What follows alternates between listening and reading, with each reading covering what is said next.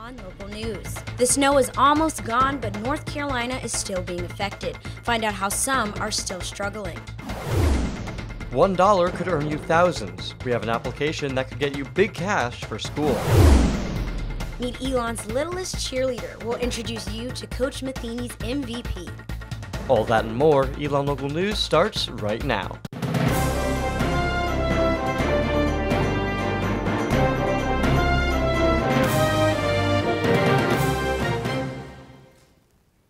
Welcome to ELN Local News. I'm Jasmine Turner. And I'm Gary Grumbach. While most of the snow is melting away, many here in Alamance County are still feeling the effects of North Carolina's recent winter storms. Children in Alamance and Guilford County returned to school today after close to a week off. In the last 2 weeks, Alamance County schools have only had classes for 1 day, and Guilford County schools have had 3 days, with some early releases and delays mixed in. Our Mackenzie Roberts is in the studio with more. Mackenzie? Thanks, Jasmine. While most people think snow days put smiles on the faces of children, that's not the case for everyone. For some families, school closings can have an impact on more than just lost classroom time. Oh, not again. Sally Duquette is the secretary and treasurer at Gibsonville Elementary in Guilford County, just a 5-minute drive from ELN's campus. She says the harsh weather has impacted the students in a negative way. The kids get behind, so the teachers either have to speed up their lessons or drop things. While some students were outside playing with snowballs this week, their parents would rather have had them in school. And besides missing classes, some students were also missing meals. We are a Title I school this year, so all of our students get free breakfast. And those that qualify for lunch, free and reduced lunch. Tara Nagar, the program director for the Salvation Army Boys and Girls Club of Alamance County, says the snow days also hurt after school programs. We don't know what their home life is like, so we want, they're going to be here to benefit from, our programs. The Boys and Girls Club closes when schools close. When this happens, Nagar says besides homework help, students miss out on a snack. So when they're closed, they're not providing food and assistance to families as well. So I'm sure some families have taken a toll from that. In addition to food from the Salvation Army, companies like Starbucks and Target provide the Boys and Girls Club with pastries and produce. We have that, the shelf out front so that, parents who may, want to send a snack to school or just have something at the house, they will be able to take that. According to the 2013 State of the County Health Report, more than 55% of students are eligible for free or reduced lunch in Alamance County. So some families might have breathed a sigh of relief as they dropped their students off this morning. For Guilford County schools, 5 of the 7 days missed are already on the calendar to be made up over spring break and at the end of the semester. This means students will be in school until June 16th as opposed to June 11th. For Alamance Burlington schools, a decision on how to make up the 8 missed days is yet to be made. Once it is, you can find that information on our website at elonlocalnews.com. I'm Mackenzie Roberts. Jasmine, back to you. Thanks, Mackenzie. Here at ELN, for many, the snow meant sledding on the intramural fields or binge watching Netflix. But I spoke to 2 students whose snow days meant one less paycheck. Tobaru Jaisimi works 4 on-campus jobs to pay for school.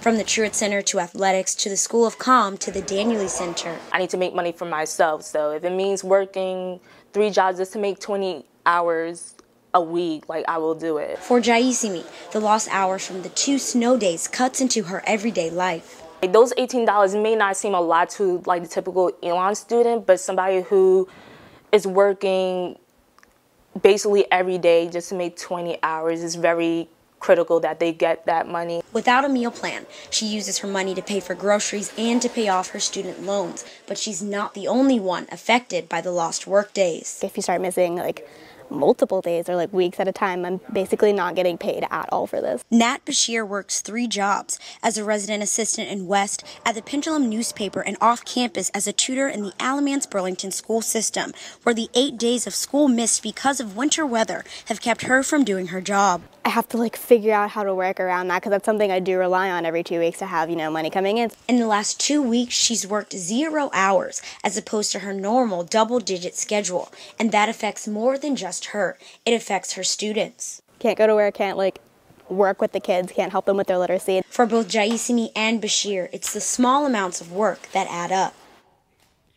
With the weather clearing up, Jaisimi and Bashir should be returning to their normal 20 hours a week. Snow removal across the state costs a lot of money. Here with the full breakdown of the cleanup price tag for the Tar Heel state is Zora Stevenson. Zora, how'd the state do this time around? Well, Gary, February saw 2 snowstorms, and so far, according to the Department of Transportation, North Carolina has spent $36 million on winter weather cleanups. Here's what all that money went to. North Carolina had more than 1,000 salt trucks on the road responding with more than 180 snow graders. According to the NCDOT, around 1,700 employees were working around the state to treat the roads. Just for the most recent storm, though, North Carolina used more than 13,000 tons of salt to keep the roads safe. To put that into perspective, that amount of salt is roughly the weight of 5,000 trucks. I spoke with Jenny Inman, a spokesperson for the DOT, who said North Carolina has actually been fairly lucky this winter and said, quote, "We could prepare before we got hit. Overall, we fared very well. There were minimum accidents statewide. People really listened to us and stayed off the roads, which was great." Jasmine? Thanks, Zora. As things seem to be warming up, let's check in with Carissa Parent, who's outside on the dock with this week's weather.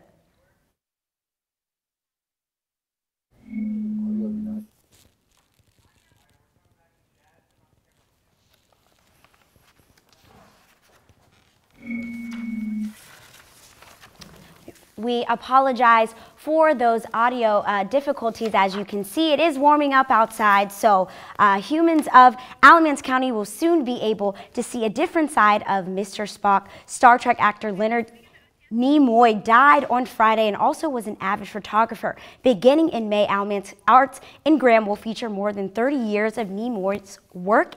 The exhibit will run until mid-July. The city of Burlington now has a new online job application system. Launched in February, NeoGov allows applicants around the country to view and apply for Burlington-based jobs. The goal of the new system is to increase the number of applicants per jobs. And the city is also opening up its 2 computers in the HR department so local Burlington residents can apply through the new system. Director of Public Policy Rachel Kelly says they've already seen a drastic difference in the number of applicants. During the same period last year, we had 18 applicants for open positions here, and this year with the NeoGov system, we've had 248 applicants. You can find the link to Burlington's NeoGov site on elonlocalnews.com. On Thursday, a forum to end homelessness is coming to Elon. The event at Life Journeys United Church of Christ will focus specifically on creating a coalition to help homelessness students in Alamance County. Currently, more than 18% of residents in Alamance County are living at or below the poverty level, some of whom are homeless. The percentage is a half point higher than the rest of North Carolina. The discussion will feature representatives from Alamance County School System, Social Services, the Burlington Police Department, and the Burlington Housing Authority. The National is America's oldest service organization. It's dedicated to preventing child abuse, and this weekend was their biggest fundraiser in Alamance County. Our Eric Halpern found out how a little stew can go a long way. Oh, it's good. It's lip-smacking good. That's what Vice President of the Elon Exchange Club, Charlie Viteau, thinks of the Brunswick stew he sold. Volunteers stood in freezing temperatures for hours this weekend selling the meat and vegetable stew. We all just kind of lift each other up, and it's encouragement, and knowing what we're doing is for a worthy cause. The stew sale is their biggest fundraiser of the year, and the money raised goes towards child abuse awareness and prevention. It's incredible that people are just not aware that child abuse exists. It's something way off down the road, but it's right here in this community. Thank you, appreciate it. Yes, sir. This is one of more than 1,000 quarts of stew that only 6 volunteers made in these giant pots right here. It was tiring. I went out at 9:30 and got home at 9:45 or just thereabouts, and I was exhausted. But at 70 years old, Viteau actually enjoys the hard work. For me, this gives me a purpose to live. Knowing I'm helping people, I've got good people that I can associate with. Those friends in the club have been there through the hardest of times, like when his wife died in 2004. They gave me the support I needed, and hugs and pats on the back and calls, and lots of love, lots of concern and support. Viteau has always been the kind to help, as his high school yearbook superlative predicted. And they put down under mine, always willing to do his share. And I've just kind of lived up to that. Eric Halpern, Elon Local News.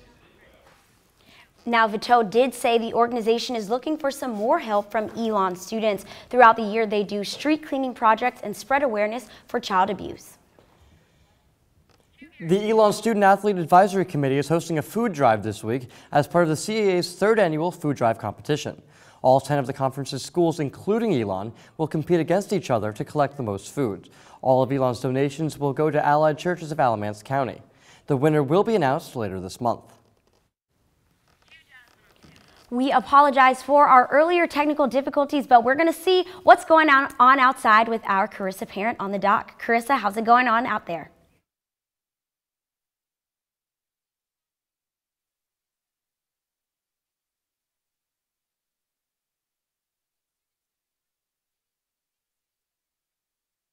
Are so sorry for those technical difficulties, but after the break, we have an app that can help you pay off anything from tuition to textbooks.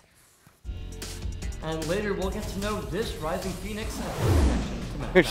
She's really helping us. And after the break, we'll get to know this rising phoenix and her connection to men's basketball.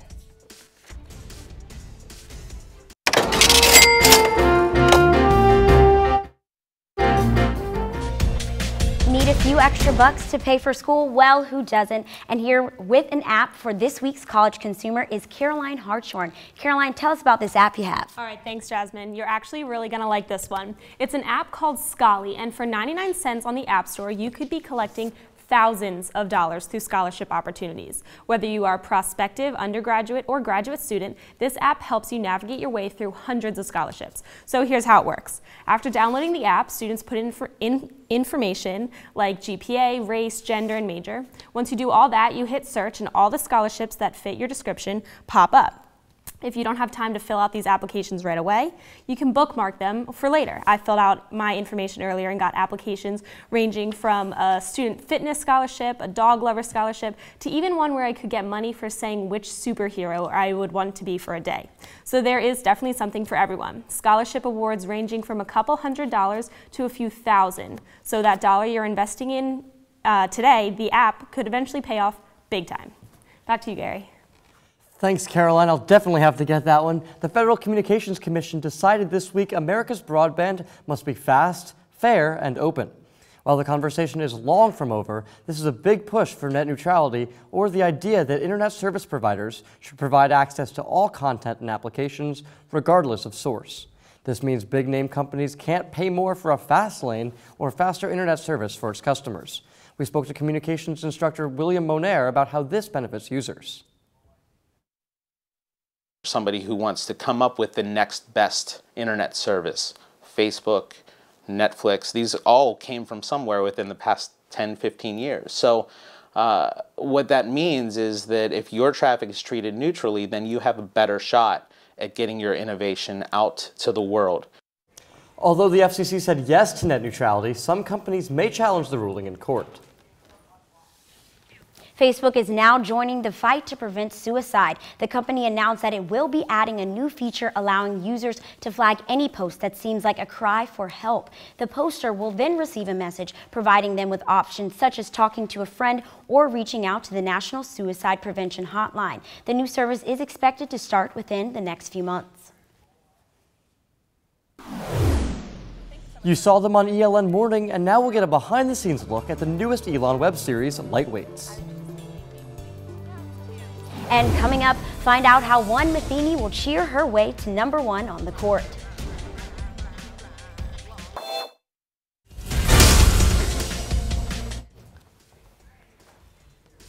One fish, two fish, red fish, blue fish. Theodore Seuss Geisel, better known to the kid inside all of us as Dr. Seuss, would have turned 111 today.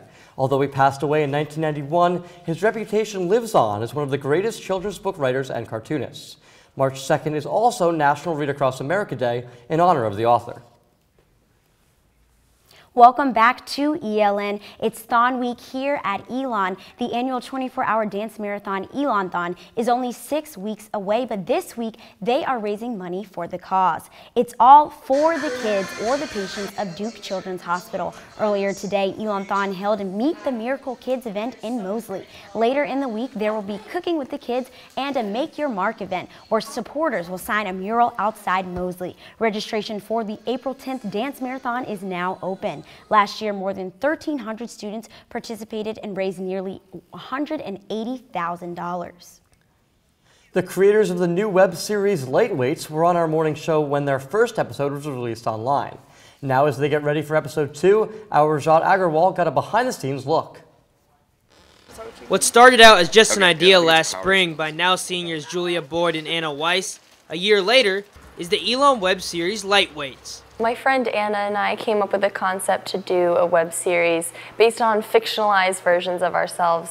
Since we have the resources here, we were like, why not try to do a show? The comedy series focuses on the two main characters trying to navigate awkward college situations. The first episode came out 2 weeks ago on YouTube and has more than 1,200 views. The best part is the laughs we share.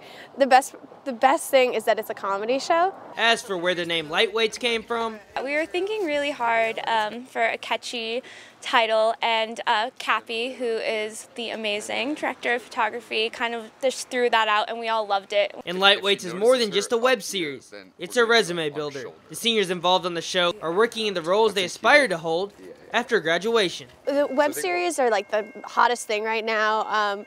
A lot of our heroes started out as web series and got to be TV shows, so it's a nice way to kind of get your foot in the door in the industry nowadays. Though the recent severe weather has altered Lightweight's production schedule, the crew plans to work every week to complete the web series by graduation. We're trying every 2 weeks to release a new episode, and we're thinking 5 total, so that means the week before senior week, our final episode will be released, so that will be really fun to get us celebrate. Rajat Agarwal. Scene W, shot 1, take 2.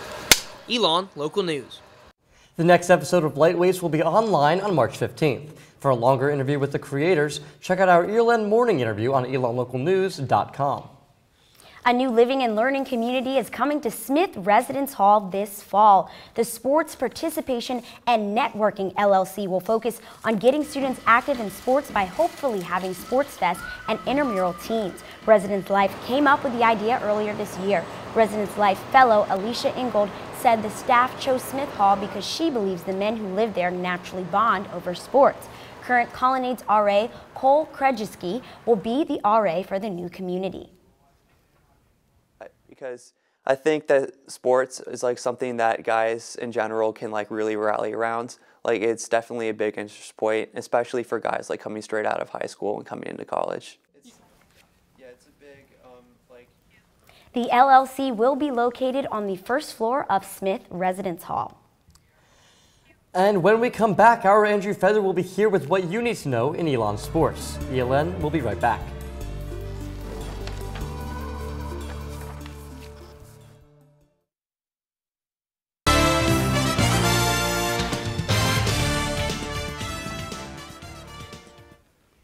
The stage is set as the men's basketball team prepares for its first ever Colonial Athletic Association tournament in Baltimore this weekend. Our Justin Beagle has a preview of what the Phoenix can expect. The Elon men's basketball team finished its first regular season in the CAA on a high note, winning its final 3 games, including victories over 2 of the top schools in the conference. Now, the team looks to Baltimore, where the Phoenix will face Towson in the first round of the conference tournament. I feel like we're playing some of the best basketball we've played all year now, so that's really good. With momentum on his team's side, Matheny says the Phoenix must approach the tournament 1 game at a time. In order for us to keep this going as we head into the tournament, we got to continue to do the little things. We got to continue to do the things that, again, make us who we are. Matheny says a huge reason for Elon's late season success has been the leadership of seniors Kevin Blake and Austin Hamilton. Kevin and Austin and Ryan, they've all been through the wars. Having been through those wars, we're looking to them. They have to lead us, and they have proven themselves to be great leaders. And when it's game time, Matheny has one final message for his team. Now that you're prepared, go out there and give me all you got. If you'll give me great effort, and you add great effort to great preparation, then you give yourself a chance to be successful. Justin Beagle, Elon Local News. Elon was swept by Towson both times the two teams met this season, but only by a small margin. With a win, the Phoenix would go on to play William & Mary, and for the senior class, a win this weekend would mean they hold the record for the most wins by a senior class in Elon Division I history, with 69 wins. And while the men's bracket is set, there's a bit of room for movement on the women's side with one game remaining. If things stay the same, the Elon women will finish fourth in CAA play, and they will play UNCW in the first round of the conference tournament. The Phoenix is 0-2 against the Seahawks so far this year. They wrap up their regular season on Wednesday when they host 7th place Delaware. And the women's celebration of their victory Sunday over Hofstra was cut short when the team got stuck in LaGuardia Airport in New York. The Phoenix flew back this morning after their flight last night got canceled because of snow. And snow is affecting more than just traveling players. Here at Elon, athletics is scrambling to reschedule many of this weekend's games after snow shut them out. Both the baseball and softball teams were forced to cancel their weekend series due to mass amounts of snow at their respective fields. Elon Tennis also had to call off matches this weekend due to poor court conditions. We'll have the makeup schedules on elonlocalnews.com. And Coach Matt Matheny may lead the Elon men's basketball team on the court, but it's a different Matheny winning the hearts of the Phoenix faithful. Elon University's cheerleading team added a new member this basketball season. 5-year-old Ava Matheny, daughter of men's basketball coach Matt Matheny, has been suiting up for the maroon and gold. After a few years of sitting in the stands, she decided she wanted to try it. So Coach Lauren got her a pair of pom-poms and let her try cheering with some of the cheerleaders. Since then, Ava has fallen in love with cheering on her dad, his team, and the crowd at basketball games. I like to cheer and go to the corners. And cheer for the fans? Yes. When she first started cheering on the sidelines, Coach Matheny had no idea, but it didn't take long for him to catch on. I didn't realize what she was doing, but now having seen her a couple times with the cheerleading outfit, it's to me it just really, in an intense situation, makes me smile and warms my heart to see her getting so excited about Elon. Matheny says his daughter's presence takes pressure off of his team. I love it that she's getting the attention, particularly if we're not playing well. She's really helping us. And while her dad's job is all about competition, Ava's cheerleading is just for kicks. I just had fun cheering. Ava has 12 more years before she can officially join the Phoenix, but she says she just can't wait.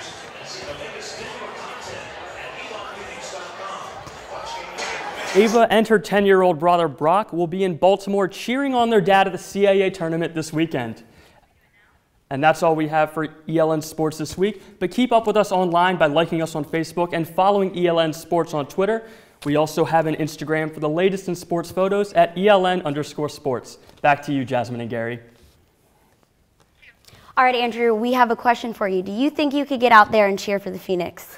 I think if I tried, I would not be as adorable as little Miss Matheny. I don't even know if I could be as adorable as Ava, so that was a really sweet package, and I'll make sure to check her out at some games. Maybe I'll travel and go see. Absolutely.